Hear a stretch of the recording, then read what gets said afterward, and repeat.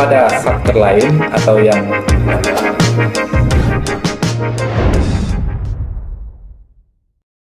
Assalamualaikum warahmatullahi wabarakatuh. Waalaikumsalam warahmatullahi wabarakatuh. Sahabat PPMP di mana saja berada, bersama saya Surya Wahyuni Latif dalam Pokari, podcast layanan informasi pendidikan PPMP Provinsi Jambi. Pada hari ini bersama saya ada dua narasumber yang akan berdiskusi, berbincang bersama terkait PPDB tahun pelajaran 2024-2025. Bersama saya, Bapak narasumber pertama adalah Pak Dr. Andes Suwandi, MPD. Beliau adalah Ketua Tim Kerja PDM 5. Iya. Siap. Selanjutnya ada Ibu Dr. Sutimah, MPD. Beliau adalah PIC dari program PPDB. Baik, Bapak Ibu, kita santai saja berbincangnya terkait PPDB 2024-2025. Sebagaimana kita ketahui, PPDB itu adalah rutinitas tahunan ya. Pada kesempatan ini kita akan berdiskusi, berbincang bersama terkait peran BPMP dalam PPDB di tahun pelajaran 2024-2025. Mungkin diawali dengan pertanyaan sederhana dulu ya. Apa itu PPDB dan apa regulasinya dan mekanismenya bagaimana begitu. Silakan, mungkin dimulai dari siapa? Dari Pak Suwandika atau Bu Imah? Monggo disilakan.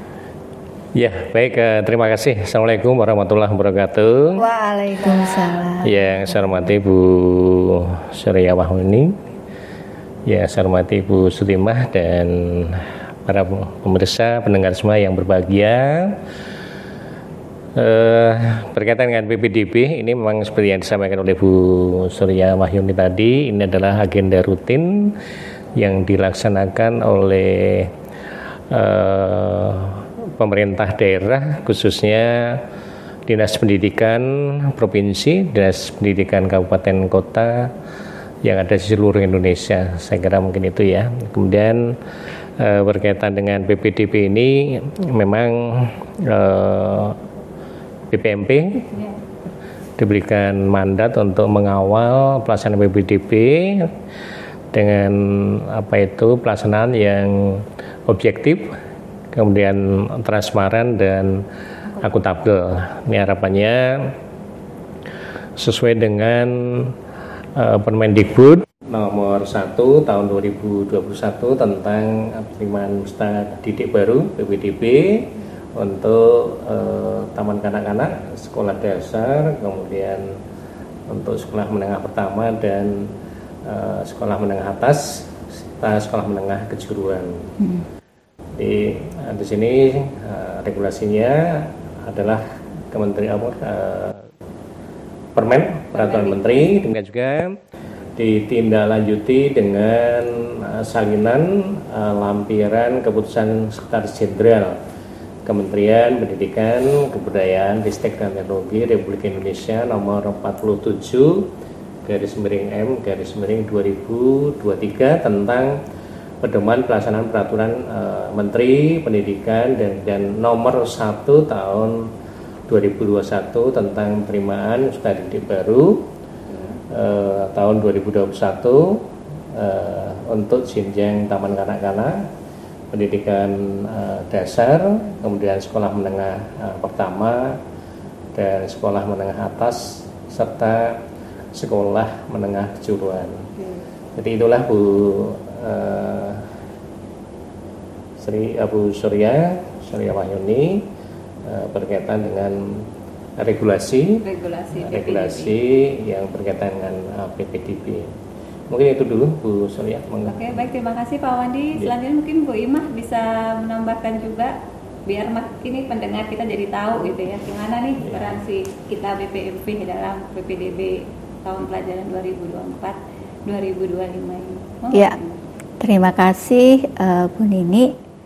Halo sahabat PPMP Jambi dan semuanya, perkenalkan nama saya Sutimah, saya PIC PPDB yang di bawah tim kerja 1 advokasi dan kemitraan. Baik Bu Nini, terkait dengan PPDB tadi, memang betul apa yang dikatakan Pak Suwandi.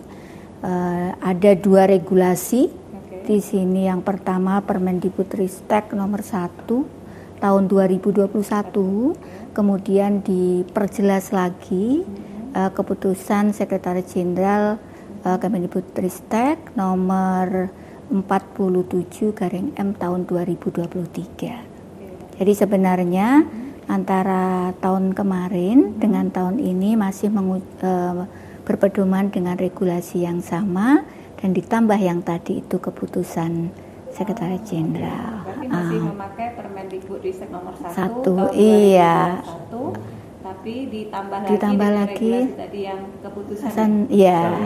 Keputusan. Iya. Itu dari ruang lingkupnya itu pertama adalah perencanaannya, ada persiapan-persiapan di sana. Kemudian pelaksanaannya sendiri, lalu evaluasi dan pengawasan serta pelaporan. Nah, di dalam persiapan ini kita meliputi yang penting itu peta zonasi itu harus ada. Oh, oke. Berarti setiap kabupaten kota harus mempersiapkan peta zonasi. Iya. Itu oleh Dinas Pendidikan kah atau BPMP yang atau gimana nih? Dinas Pendidikan mengatur tentang penyusunan peta zonasi itu. Dan BPMP ini mempunyai tugas untuk mengawal itu, mengingatkan, mendorong, mengadvokasi, mendampingi seperti yang sudah kita lakukan ya Pak Wandi itu pada bulan Februari setelah pemilu persis kemarin itu tanggal 3 hari ya. Selama 3 hari kita mendampingi pemerintah daerah untuk melakukan analisis PPDB. Nah, di dalam kegiatan ini kita menghadirkan Kemenak, kemudian kita juga menghadirkan Dukcapil, Dinsos, terus lembaga swasta yang menangani sekolah-sekolah swasta, kemudian dinas itu sendiri. Dan hasil yang kita capai ya berdasarkan analisis itu bahwa untuk tahun ini PPDB bersama belum bisa dilakukan. Jadi Kemenak tetap melakukan PPDB sendiri, swasta sendiri, dan sekolah di bawah Kemendikbudristek, sekolah negeri itu melakukan sendiri. Jadi memang kita menjembatani untuk itu. Kalau memang ada PPDB bersama, siap untuk dijalankan. Tapi untuk tahun ini belum. Mungkin tahu Bu Ima mungkin apa ya penyebab? Itu pemirsa juga pengen tahu dengarkan. Apa sih yang menjadi hambatan? Kenapa tidak bisa dilakukan PPDB bersama itu? Gitu? Ya. Kalau berdasarkan hasil evaluasi kemarin kita bincang-bincang dengan Dinas Pendidikan, kemudian bincang-bincang juga dengan pihak swasta dan Kemenak. Kalau Kemenak ini Bu, dia sudah di tahun 2023 sekitar bulan Desember itu juknis mereka sudah ready semua. Memang mereka duluan. Kemudian dari pihak swasta kemarin, kalau ini pihak sekolah negeri Dinas Pendidikan itu siap mau PPDB bersama. Ayo, mau tidak pakai siap menerima. Tapi dari swasta mereka juga mempunyai kendala-kendala ketika dilakukan bersama. Karena mungkin ini di daerah ya, masih swasta juga pengen tetap berdiri. Kalau negeri sudah otomatis lah ya itu tetap dicari. Iya. Tapi pada intinya sama, setiap anak mempunyai kesempatan yang sama untuk. Oke, tadi berbicara terkait jalur zonasi berarti kan ya. Setahu kita kan bahwa ada beberapa jalur dalam PPDB. Nah itu mungkin bisa juga diinformasikan buat kita gitu. Iya. Iya, ada 4 jalur di sini. Yang pertama itu jalur zonasi, kemudian yang kedua itu jalur afirmasi, yang ketiga itu perpindahan orang tua, dan yang keempat itu prestasi. Tapi pengecualian khusus SMK ya Pak ya, ini agak lain cara penerimaannya. Kalau untuk jalur zonasi itu ada persen semuanya Bu. Itu tadi pengen saya tanya tuh. persennya itu gimana gitu. Kalau jalur zonasi itu berapa persennya, afirmasi berapa, perpindahan orang tua berapa, dan begitu juga jalur prestasi. Karena kan dalam PPDB ini saya jadi persoalan itu zonasi selalu gitu kan. Persoalan yang timbul di dalam masyarakat gitu. Padahal masih banyak jalur lain, tapi yang dipersoalkan jalur itu gitu loh. Padahal kan ada persentase juga. Mungkin untuk pengetahuan kita bersama juga mungkin bisa Mbak Imah atau penentuan daya tampung ini itu ada 4 jalur ya tadi. Iya, betul. Yang pertama jalur zonasi itu untuk SD minimal itu 70%. Untuk jalur zonasi. Sedangkan untuk SMP itu minimal 50%, dan untuk SMA itu minimal 50%. Berarti cuma untuk SD aja yang lebih banyak ya, 70% jalur zonasi, sedangkan SMP dan SMA 50%. Iya. Kemudian untuk jalur afirmasi, di dalam jalur afirmasi ini baik SD, SMP maupun SMA itu paling sedikit atau minimal 15%. 15%. Nah, kemudian yang untuk perpindahan orang tua, nah ini agak lain lagi. Kalau tadi minimal, ini paling banyak atau maksimal itu 5%. Sementara kalau untuk jalur prestasi, ketika itu kuotanya sudah habis, maka itu tidak. Jadi dia menunggu kuota itu sudah habis, maka baru ada jalur prestasi. Berarti diutamakan dulu di jalur zonasi, nanti jalur afirmasi, baru jalur perpindahan orang tua, prestasi. Oh ya, pantasan ya kalau permasalahan zonasi jadi persoalan karena dia paling gede porsinya. Jadi kita sudah dapat nih kenapa jalur zonasi setiap PPDB masalah zonasi itu selalu menjadi persoalan. Iya. Oke, mungkin itu saja yang bisa kita bincangkan hari ini. Terakhir mau yang saya tanyakan bagaimana BPMP keterlibatan maksudnya ya, keterlibatan BPMP dalam PPDB tahun pelajaran 2024-2025 ini, selain tadi mengawal dan lain sebagainya, mungkin ada bentuk pelibatan lain? Iya. Nanti Pak Wandi bisa menambahkan ya Pak ya. Untuk bagaimana peran BPMP, kita kan UPT di bawah Kemendikbudristek sebagai perwakilan Kemendikbudristek. Jadi kita juga menengok kembali tahun 2023-2024 kan tujuan PPDB ini agar pelaksanaannya itu berjalan secara transparan, objektif dan akuntabel. Jadi untuk menempuh hal itu, maka UPT ini harus bekerja sama dengan berbagai pihak untuk melakukan pengawasan. Makanya pada bulan kemarin kita menghadirkan gubernur yang diwakili oleh asisten beliau, kemudian ada ombudsman, lalu dari pihak kepolisian, kemudian TNI, dan juga pihak masyarakat lainnya termasuk perguruan tinggi dan UPT lainnya, dan 12 dinas pendidikan kabupaten kota dan provinsi juga ikut menandatangani komitmen dukungan itu. Nah, selain itu kan kita lanjut juga dengan ini penandatanganan fakta integritas, dan semua itu disaksikan oleh banyak masyarakat kita, kemudian kita juga siarkan melalui podcast dan lain sebagainya agar ini dikawal dengan baik. Karena pada dasarnya seluruh anak berhak mendapatkan pendidikan atau layanan pendidikan itu. Tanpa terkecuali. Iya, tanpa memandang strata apapun. Oke, mungkin ada Pak Wandi. Baik, menambahkan, jadi BPMP untuk tahun ini kayaknya memang diberikan tugas untuk mengawal gitu ya. Ada beberapa kegiatan-kegiatan yang dilakukan pada tim kerja advokasi dan kemitraan, khususnya berkaitan dengan PDM 05.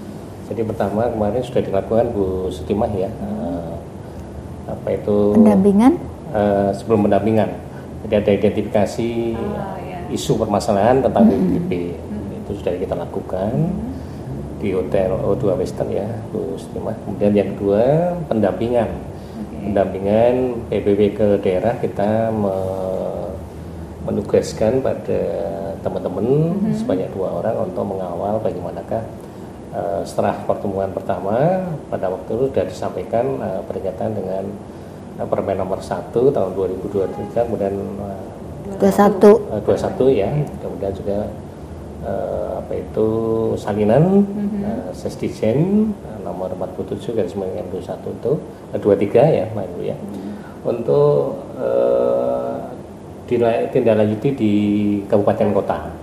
Jadi seperti kemarin di saat kegiatan pertama itu kita menyampaikan untuk dinas yang disampaikan tadi untuk menyusun peta zonasi ya, skema, kemudian membuat petunjuk teknis juknis serta berkaitan dengan aplikasi. Iya, aplikasi online PBDB ya. Iya. Bagi daerah yang melaksanakan. Iya. Jadi di dalam pendampingan kemarin bagaimana kita memastikan bahwasanya 3 produk ataupun hasil itu mudah-mudahan sudah diselesaikan. Dan alhamdulillah kemarin sudah turun di pendampingan. Kita sudah dapatkan draftnya, baik itu pemetaan zonasi, kemudian juknisnya sebagai bentuk turunan dari salinan tadi ya, dan permen tadi, dan juga dengan aplikasinya online gitu. Nah, kemudian setelah nanti pendampingan, tentunya di saat nanti pelaksanaan PBDB, kita akan melakukan pemantauan. Jadi kita akan ada pemantauan dari BPP ya. Betul. Kita akan menugaskan teman-teman untuk bisa memantau, di mana di dalam pemantauan ini antara kabupaten yang satu dengan yang lain itu jadwalnya berbeda. Nanti akan kita sesuaikan dengan jadwal yang ada di daerah masing-masing. Nah, setelah itu ada kegiatan yaitu nanti melakukan analisis hasil pemantauan. Ya. Analisis hasil pemantauan dari BPDB itu yang nanti akan seterusnya akan dijadikan laporan ya secara keseluruhan oleh BPMP. Tapi kemudian juga dari pihak dinas juga harus membuat laporan ya sesuai dengan petunjuk teknis ataupun pedoman tadi, dari BPDB yang dituangkan di dalam salinan tadi. Itulah yang kemudian mudah-mudahan nanti kita akan susun jadwalnya untuk turun ini, karena ini sudah dekat ya Bu Saliani ya. Ini ada yang sudah dimulai pada bulan Mei ini, nanti paling terakhir itu kita lihat tadi jadwalnya sampai pada tanggal 6 Juli itu. Tapi seperti yang saya sampaikan tadi, antara kabupaten yang satu berbeda jadwalnya, dan itulah yang nanti akan kita lakukan pemantauan. Mungkin itu yang bisa disampaikan untuk BPMP. Jadi sekali lagi mengawal berkaitan dengan PBD yang objektif, transparan dan akuntabel, perlu juga ini ya kerjasama lah gitu Bu. Kerjasama antara kita semua dan juga dengan pihak-pihak yang pernah sudah dituangkan ya Bu Setimah ya, dalam bentuk komitmen mengawal PBDB yang objektif, transparan dan akuntabel. Iya, dan untuk saat ini kita juga saling koordinasi dengan Dinas Pendidikan untuk memastikan apakah sudah melaksanakan sosialisasi atau belum. Jadi rata-rata di dinas ini sudah mengeluarkan surat edaran kepada seluruh satuan pendidikan untuk persiapan PPDB ini. Mekanismenya seperti apa, beserta juknisnya. Jadi macam-macam di daerah itu melakukan sosialisasi kepada satuan pendidikan. Jadi dinas pendidikan kemarin seperti Muara Jambi, Dinas Kota Jambi, Dinas Provinsi Jambi, itu ada yang mengundang pihak kita sebagai narasumber untuk melakukan sosialisasi terhadap pihak internal mereka dan satuan pendidikan. Dan nantinya itu akan dikeluarkan surat edaran agar semua bisa semuanya bisa mengetahui. Dan selanjutnya, selanjutnya nanti sekolah-sekolah ini juga akan melakukan sosialisasi terhadap orang tua, masyarakat, calon peserta didik baru. Nah, itu juga kewajiban sekolah atau satuan pendidikan untuk melakukan sosialisasi. Dan kita nanti ketika melakukan monitoring evaluasi, insya Allah nanti di bulan Juli ya Pak, agenda kita itu akan memastikan apakah proses perencanaan itu memang dikerjakan atau belum sampai tahap pelaksanaan itu. Ya. Iya. Oke, baik, terima kasih. Kayaknya udah cukup deh ya kita berbicara tentang PPDB. Sahabat BPMP dimanapun berada mengetahui bahwa dalam pelaksanaan PPDB bagaimana perannya BPMP dalam PPDB tahun pelajaran 2024-2025. Kepada kedua narasumber, Bapak Ibu, terima kasih atas waktu dan kesempatannya. Mari kita dukung PPDB tahun pelajaran 2024-2025, PPDB yang objektif, transparan, dan akuntabel.